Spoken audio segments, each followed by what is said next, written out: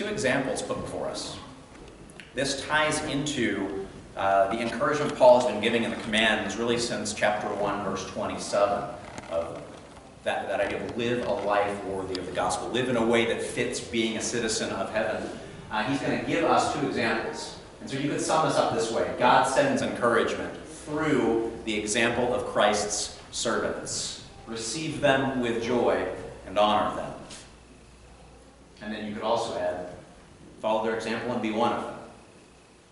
So would you please stand as we read Philippians 2, beginning in verse 19. Paul tells his readers, I hope in the Lord Jesus to send Timothy to you soon, so that I too may be cheered by news of you. For I have no one like him, who will be genuinely concerned for your welfare. For they all seek their own interests, not those of Jesus Christ. But you know Timothy's proven worth, how as a son with a father he has served with me in the gospel. I hope therefore to send him just as soon as I see how it will go with me.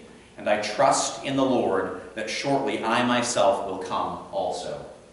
I have thought it necessary to send to you Epaphroditus, my brother and fellow worker and fellow soldier, and your messenger and minister to my need.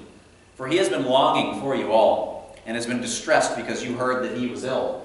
Indeed, he was ill, near to death.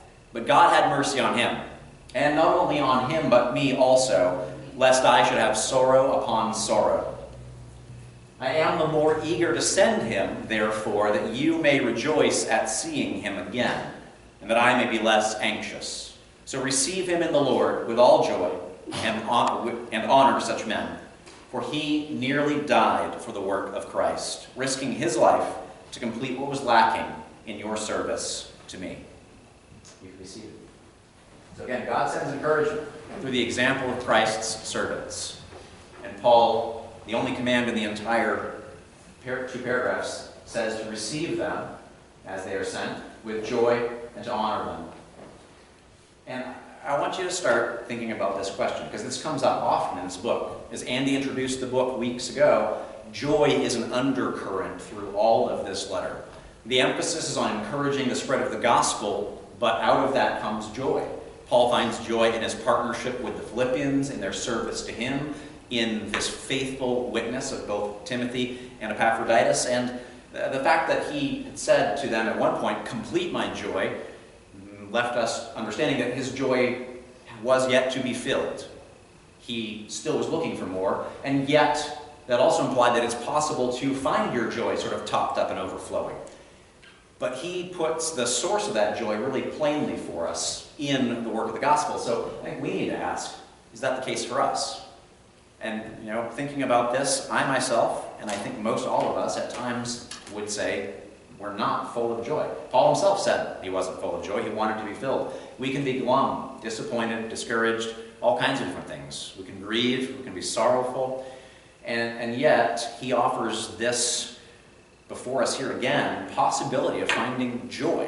So he tells us where we should look for this. Even Paul wants to find that, and he's showing us that it can be found at least one place in the encouraging example of other followers of Christ as they work for the gospel and for the good of those that they're serving. That means that you can find joy in other people that are following the Lord, living for the Lord, being a help to others, maybe to you. It also means that you can be a source of joy. If Christ is in you, you are a follower of him, serving others. It doesn't matter what you've got for resources, what your status or situation may be, even if you may have reasons for sorrow yourself, if you're faithful in the middle of that, because Paul certainly was in that. He had all kinds of reasons for sorrow, and he even says here he has some concerns and some anxiety, yet he was certainly a source of joy to the Philippians. His work was an encouragement to them, his example something for them to imitate, but he puts before us several others that would also be sources for imitation and encouragement. He gives us Timothy's example in verses 18 through 24, and he gives us Epaphroditus' example in verses 25 through 30. Actually, Timothy starts in 19, not 18. So Timothy and Epaphroditus are examples. Examples of what, you might ask? Well, several things that we've seen leading up to this point in both chapters 1 and 2. He gave his own example, how he prayed for them, how he loved them, how he longed for them, how he worked for them, how even in prison he was thinking of them more than himself. But then he started telling them how they could also live that out, or challenge them to live that same kind of life, to live a life worthy of the gospel. Well, they're called to do it. Paul has given them his own life as an example. We saw last week him put the work of Christ, the life of Christ, the death of Christ before them as another example. And those are really, really lofty examples. I think in some ways Paul might have realized that it would be really easy for the Philippians, and maybe for all of us, to say at that point, well, it's one thing if Paul can live that way. It's certainly one thing if Jesus can live that way, but I'm me. I didn't get knocked on my backside by a blinding light on a road and hear Jesus speak face to face with me. Darkness for 3 days, scales fall off my eyes, and all that's gone on. I don't have the years of seminary level training that Paul had. And everything else. I'm not the Son of God. So Jesus and Paul may seem like examples far removed. Then he puts before them two, you might call more regular people. People who lived among them, worked among them, served among them, who came up as youth among them. And says it's not just for the spiritual elite. It's that Jesus is the responsible one for this. As we saw just 2 weeks ago, when Andy was preaching, it's God who wills and who works. The desire and the doing come from him. He takes clay pots, fills them full of amazing heavenly treasure, and does amazing, powerful things with them. And Timothy and Epaphroditus are examples of those, even in their weakness. And Epaphroditus will be a shining example of that. They are an amazing encouragement to the Philippians, and should be to us. They live this life. They both are striving. They have that unity of mind or attitude, the mindset that the gospel is the foundation of all things. It's the most important priority. They let that shape and direct their life. They are looking out for others' interests. That'll be specifically pointed out in both of them here. They certainly, as we were commanded and encouraged last week in chapter 2, verse 5, they have that mind of Christ that was laid out, where they would not grasp onto positions that were maybe they deserved, but they would humble themselves, serve, and even suffer, risking even death, like Jesus put his life on the line and did die for the good of others. They are working out that salvation. It's theirs. It's a reality. Now they're living it out, as Paul challenges, and they, in doing so, are shining as lights to the world around them. A light of encouragement to the Philippians, a light of encouragement to Paul himself, I'll say, and a light of encouragement to anyone else that they're bringing the gospel to. So the tone of the passage, and I want to point this out because as we read through this, one thing that's really easy is to start beating yourself up about this. You look at their example, there's the Paul and Jesus, and we can kind of write that off. They're superstars, we don't need to do that. But then we look at these guys and we think, well, I'm a schmuck. Why aren't I doing these things? Even this last week, looking through this and thinking about how they're described and asking questions, could I be described this way? You can start feeling pretty underwhelmed with yourself, to put it lightly. But that's not the point of this. You look at the emotional tone here, the bell that should be ringing or reverberating. There's hope, cheer, concern in a positive way. He wants good for them. There's a longing, this love and desire, an affection.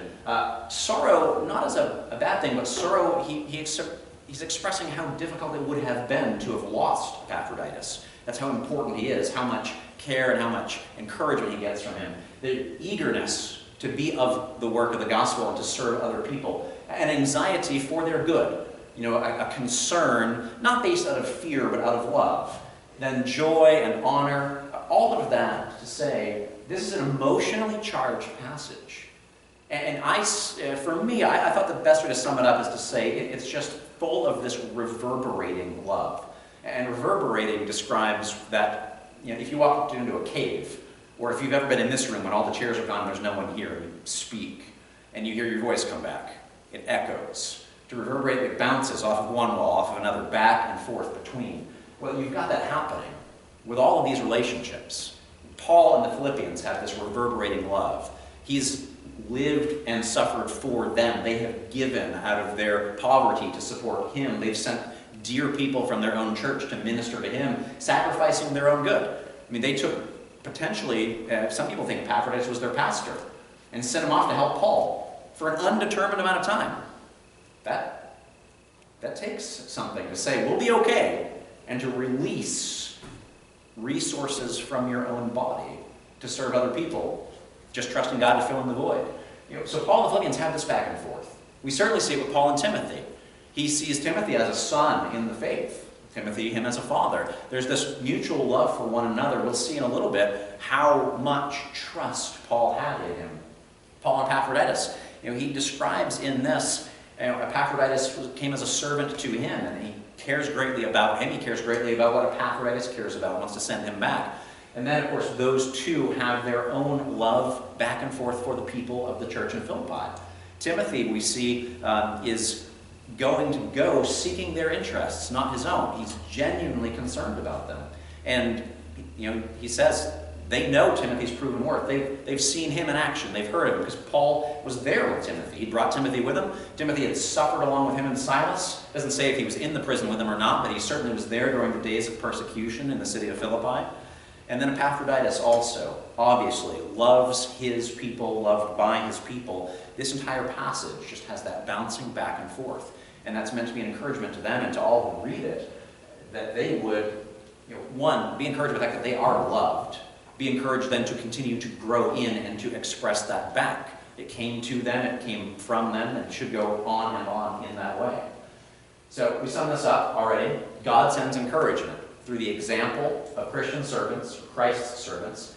So we see them with joy and honor them. The first example before us is Timothy.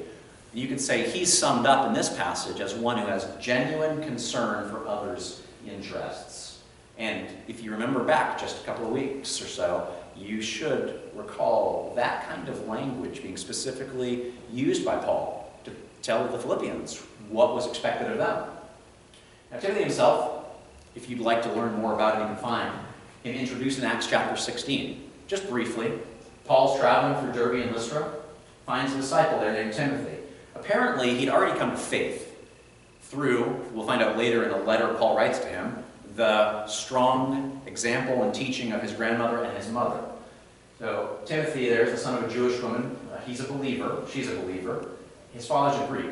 It doesn't say he's a believer. So Timothy comes out of a home where there's a big mix of culture and language and belief. He grows up, though, in faith, and he's well spoken of by the brothers at Lystra and Iconium. And then Paul's going to write 2 letters to him, named 1st and 2nd Timothy, because they're written to Timothy, telling him and encouraging him, teaching him how to help the churches that he's being sent to. And you can see Paul do this often. In Corinthians, he tells the church, that's why I sent you Timothy, my beloved and faithful child in the Lord. You see how much he loves him. To remind you of my ways in Christ as I teach them everywhere in the church. So he sends him as his personal representative, as the representative of Christ. That if they looked to Timothy, they would find the imitation of Paul and the imitation of Christ right there before their eyes. He trusts him to do that for them. Saying in Thessalonians, he says, we sent Timothy, our brother, God's co-worker in the gospel of Christ. You see how high a position he gives this ordinary young man? He's the co-worker with God. He's co-worker with Paul. That's pretty good status to begin with. But then he says he's actually a co-worker with God. He's up there doing kingdom work with him for their good, to establish and to exhort them in the faith. So this is an others-centered individual. We've got a little Polaroid of him right there, too. I'm not sure why he's holding the book, maybe because there was such a great emphasis on gospel. In the older church, of course, there were no pictures, so they often drew images to remind them and to teach their story. But you notice what he went, let me back up here. He says, that's why I sent you, Timothy. And then he says, we sent Timothy. And if you were listening for repeated words as we read through the second chapter of Philippians, you probably heard Paul say the words to send 4 different times. It's an emphasis in here. He says, first, I hope in the Lord to send. And that idea of in the Lord is important not to skip over. It sets the tone and the foundation for all of this. It's building off of that last week idea that it's the Lord that gives faith, it's the Lord that gives salvation, it's the Lord that gives the work after that and the power to be involved in it. As it's summed up by Paul, the will and the work. The will to do it and the power to do it. So it's in the Lord that he hopes to do this work. It's in the Lord that their faith is established, and it is in the Lord that Timothy would come as his representative. He says that he sends, or wants to send, 4 different times. And of course, when he talks about Epaphroditus came to him from Philippi, which implies that he was also one sent out. In fact, he's called the messenger, or the apostle, the sent out one from Philippi. This itself is an example of looking to others' interests, not our own. As we mentioned, to take someone who's of great importance to us and to then give them away. The church in Philippi did it when they sent him to Paul originally. Paul certainly had need of help. He's in prison, and it's a bad spot. He'll say in here that he hopes to send Timothy, but it's going to be a bit because he needs to see how things are going to pan out, and he might need Timothy. I mean, he probably needed Epaphroditus too, but he recognizes his longing and the needs of the church, and he's ready to release Epaphroditus back to them, just as they did to him. This free exchange of a very valuable resource. And maybe if you haven't thought of it, you are a very valuable resource. You're filled with the Spirit of God if you know and believe the gospel of Christ. And Jesus says, as hard as it is to wrap our minds around that should lead to us doing great things. In fact, it's very surprisingly said that we're willing to do greater things than he did. We talked about that a couple of Thursday nights ago in our study on prayer.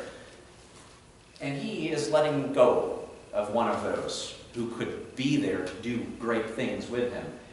So I think that we should stop before we go anywhere else and just ask the questions and keep this in our mind as we look at their lives. Like them, where are you sent? Where are you going? The picture there is a young man, I don't actually know him myself, but that's on the campus where Heather and I met. We're engaged. A big emphasis at Southeastern is that they are ascending a Great Commission seminary. They're training people to go out for the spread of the gospel. That may be to go to other countries. It may be to go into a teaching ministry to equip others. It may be to go to a church in the south or a church in the north, but to go and to serve. That one there is a young man training. Maybe he's doing a study in preaching or ethics or who knows what, with the purpose of going either back to or maybe with a church plant in San Diego to bring the gospel.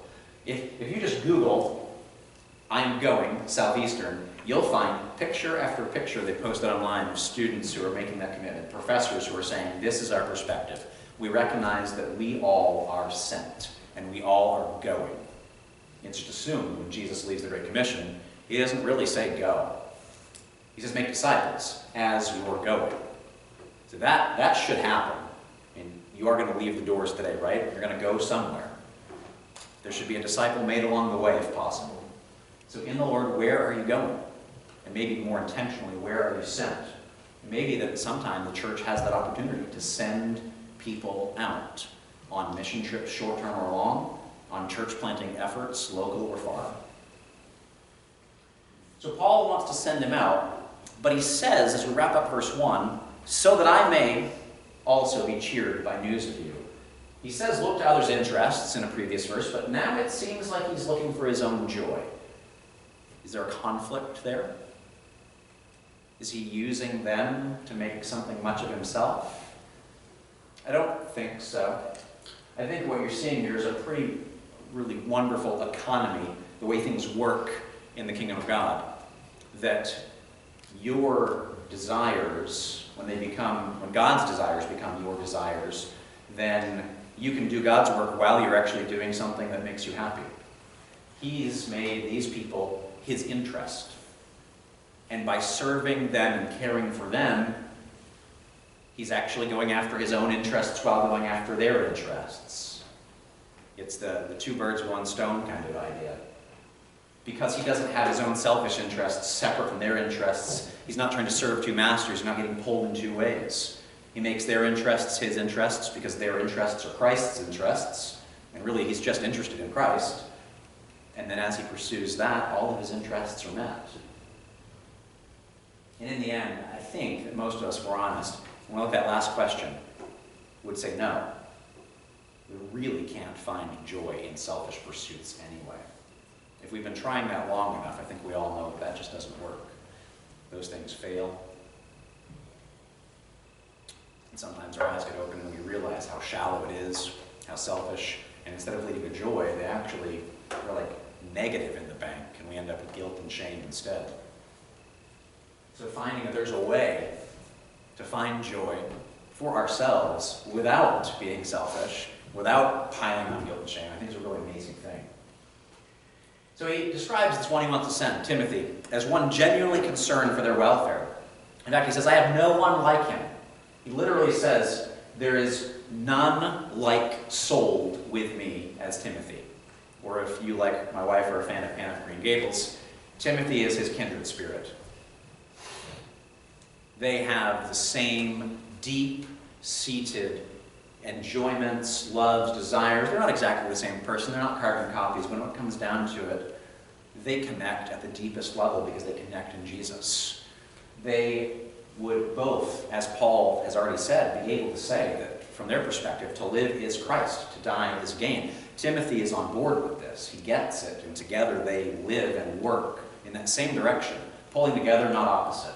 He's a kindred spirit, concerned for others like Paul, striving for the gospel like Paul. That's exactly what Paul's going to put up as evidence for his good character. And that concern is full-blooded, second nature. In fact, it literally says, the word is that it's legitimately born within him, as in not born out of wedlock, but a legitimate heir.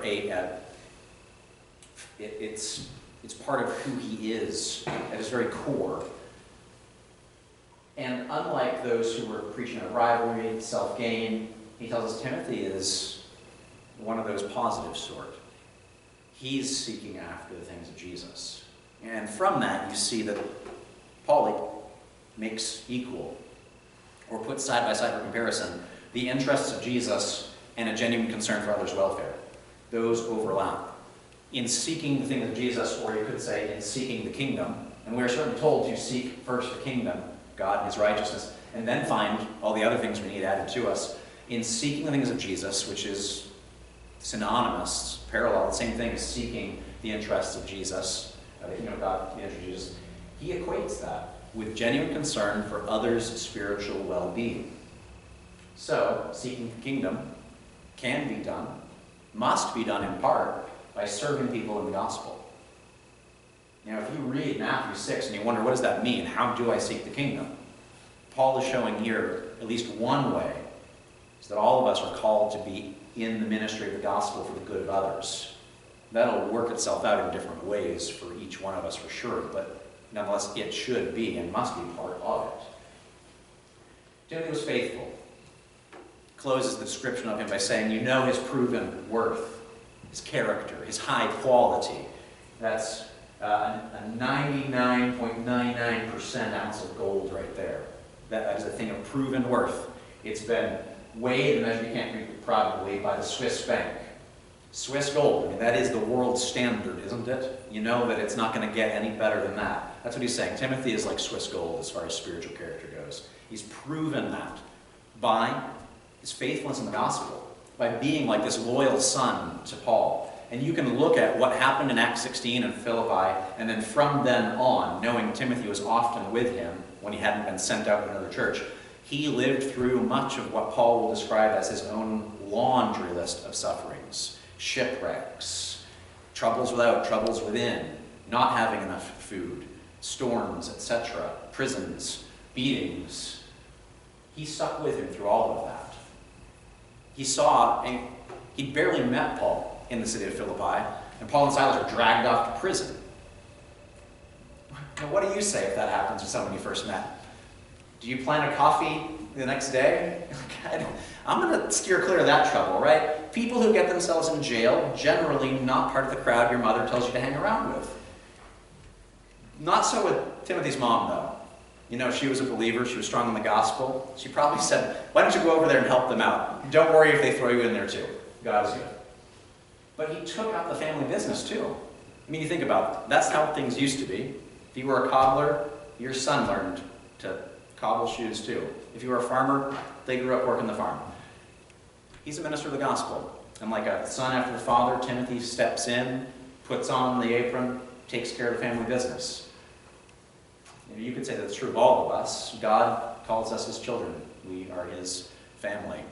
And there is family business, a ministry of the gospel, which he stepped into, showing loyalty not just, of course, to Paul, but ultimately, even more importantly, to the one that Paul gave everything for. And this is what made all the difference in Paul's estimation of him as well. Paul would not have spoken so highly of him, except for this fact, his ultimate loyalty to the same Lord that Paul, with all of his life, loved and followed. But then he moves on and gives them one more. Another encouraging example of a servant of Christ, and specifically tells them, as Epaphroditus arrives prior to Timothy, this would be true of Timothy also, but to receive him with joy and with honor. So example in Epaphroditus is very similar to Timothy. Concern for others is readily apparent, but specifically it's called out that he risked his life on their behalf and on behalf of Paul for the work of Christ, for the advancement of the gospel. He is only mentioned in this letter. So again, Paul, Jesus, pretty famous, maybe superstars, a little hard to measure up to. Epaphroditus, he doesn't get the limelight, except for these two places. Here in 2, verse 25, and a little bit later over in 4:18. Here is really where the most is said about him. In 4:18, it just mentions that he was the one who brought the gift from Philippi to give to Paul on their behalf. But Paul describes him as a brother, a fellow worker, and a fellow soldier. So there's a family feeling there, a shared vocation, so that they belong in the same family, they're doing the same work, just like he and Timothy, they're in the family business. And they've got a military word as well. And I think the best way to think of that is these are foxhole buddies. They're dug in, there's grenades going off around them, but they're there, watching north, watching south, making sure nobody sneaks up behind them, taking care of each other, sharing rations, and weathering the storm, and fighting the good fight for the faith.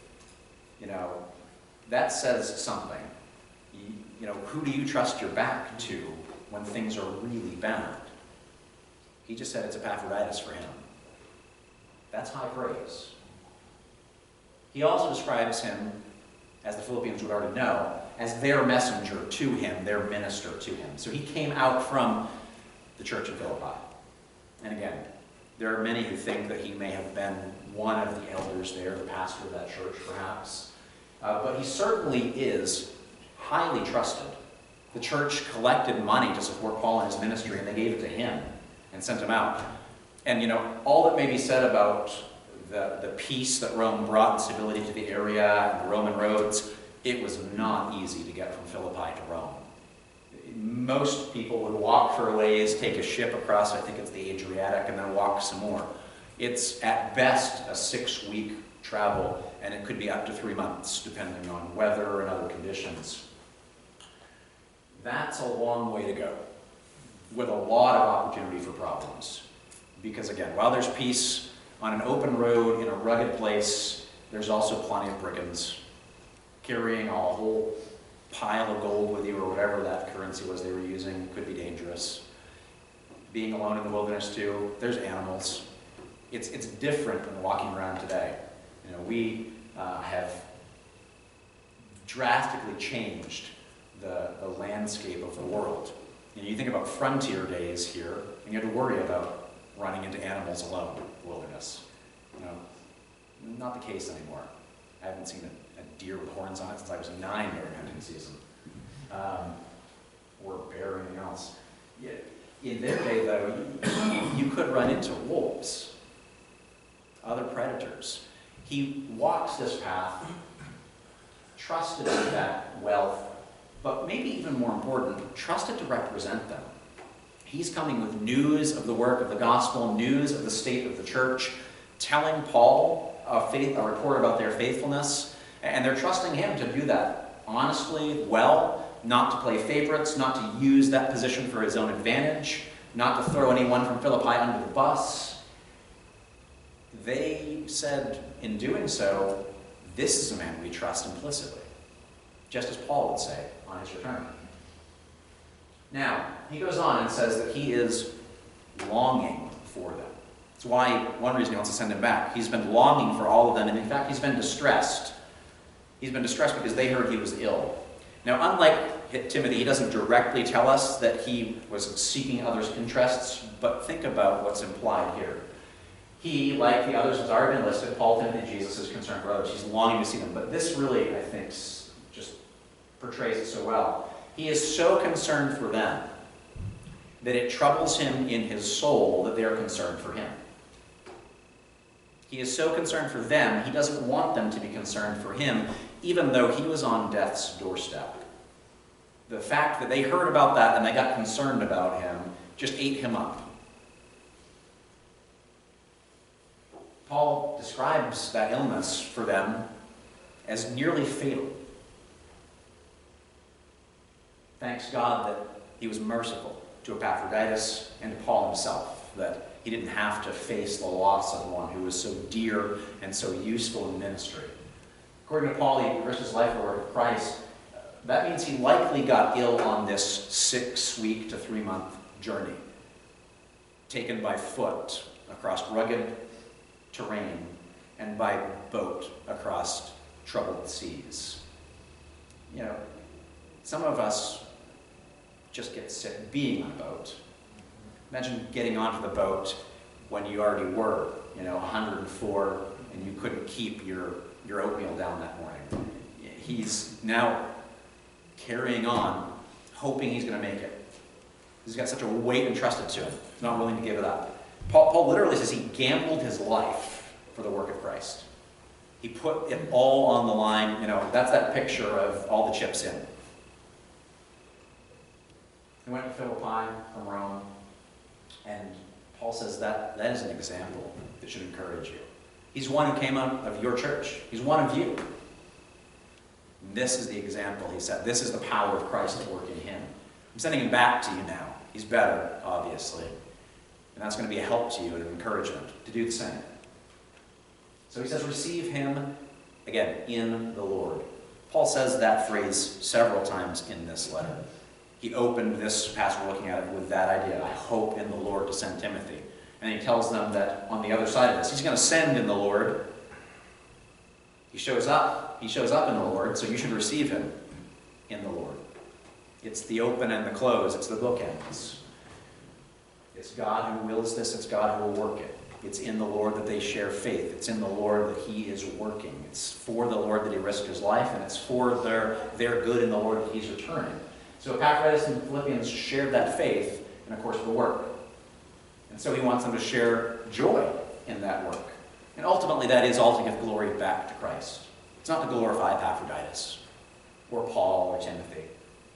As Paul's already said, it's only because of God's motivating power and actually energizing power that got them to desire this, to respond to the gospel, to give themselves wholesale into this ministry, and to make others more important than themselves. He gives the will and the work, and so he will in the end be the one who gets the praise and the glory, even as they honor Epaphroditus for his faithfulness to that Lord. And I want to make this home and personal. And it could be said of many. I don't want to slight any of you, so I'm only going to do it for those who have an official title of elder. But like Epaphroditus and like Timothy, it could certainly be said of Andy and Gordon. And they wouldn't ask for this, and they didn't. I didn't tell them I was going to do it. But you look at what they do and the example they set, and it should be, just like Timothy and Epaphroditus were for the Philippians, something that encourages you. And you can read it up there. Andy has no formal seminary training. Not to say he wasn't trained. The church did that kind of thing for him. But it's still different, not having the paper, the ordination, all of that. And yet without that, when the church needed it, with a full-time job and a family, he stepped in and led for a year. I can tell you, it's a hard thing to do, even when you've had 5 years of experience before, and someone stamped a piece of paper that said you know what you're doing. Gordon, he doesn't have any formal musical training. Not that he doesn't have musical talent, not that he isn't seeking out training at his own expense even, putting hours in practice to teach himself guitar and to offer weekly leadership in that. And stepping up front, speaking, leading might come naturally to some. It gets easier over time, even if it wasn't natural at first, but it is difficult. I spent the first 6 months in Virginia doing this and, wearing dark shirts because I was sweating bullets. And I grew up not having much of a problem public speaking. It's a little different, though, with the weight that you bear when you represent the Lord. And having the responsibility, God is going to kind of put before you at the end of time and say, these were the ones I gave you. What did you do with them? I just want to put them before you and say, you have reasons to be encouraged too. And, while you might feel like Paul and his superstars are hard to follow, Epaphroditus and Timothy really weren't. And not to put you guys down, but Andy and Lloyd aren't superstars either. They're regular people like any of you. and I hope that encourages you, that God uses. And like I said, it could be said of many. We could talk about people here who serve the food pantry, even out of their own needs, give to ministries, who work with pregnancy care centers, etc. And that actually is part of the application. I want you this week to think about that. Some of it's done for you. You actually can and should find some time to be thankful to these two. But on top of that, so you don't get the easy way out, I want you to thank God for those this week who have been an encouragement to you in the gospel. And I'd like you to take the step of actually letting them know that you're thankful for them too. Find joy in their service, Lord, and honor them is what Paul tells this church. That's the same for any of us. To take a moment once in a while. Not to, it's not that they're asking for it, it's not that they're prideful or arrogant. In the end, it's in the Lord this is to be done. In the Lord honor them. In the Lord find joy. And then let Epaphroditus, Timothy, Paul, Jesus, and any of those who come to your mind that you have been encouraged by because of their work in the gospel and their sacrifice to Christ, let their example encourage you to imitate them as they've imitated Christ. Because ultimately that's why this is in here. Paul's been telling them to live a life worthy of the gospel. He put Jesus before them as an example. He put some of their locals that they knew, that they saw that example lived out and said, this is what it looks like. And then ask yourself, where are you sent? Whose well-being in Christ will you serve? What will you risk for the work of Christ? Because that's what the example of Epaphroditus puts before us. That's what the example of Timothy puts before us. God sends encouragement through the example of Christ's servants. And there are, I'm thankful, many in this room. So you should be able to find someone to encourage you. You should know that you're probably an encouragement to others if you've been following the Lord and serving Him. And I hope it encourages you to keep doing that. Receive those with joy, honor them, and don't be surprised if someone does the same for you, because that's their homework. Let's pray. Lord, you are good. We have many stories in the Bible to remind us of that and to prove it. But as we're seeing today, another reason we know you are good is because of the people that become part of your family. Because of those that have Christ in them living it out. As they live out that goodness and reflect it, we are reminded, and the evidence piles up, so that we have both word and works to remind us of your goodness. Pray that we would find encouragement in the daily faithfulness that you have to us that we see in those of your servants who are living that out. Because ultimately that comes from you. It's your will, it's your work, they're yours. The glory is yours, our joy in them is from you. We honor them to honor you.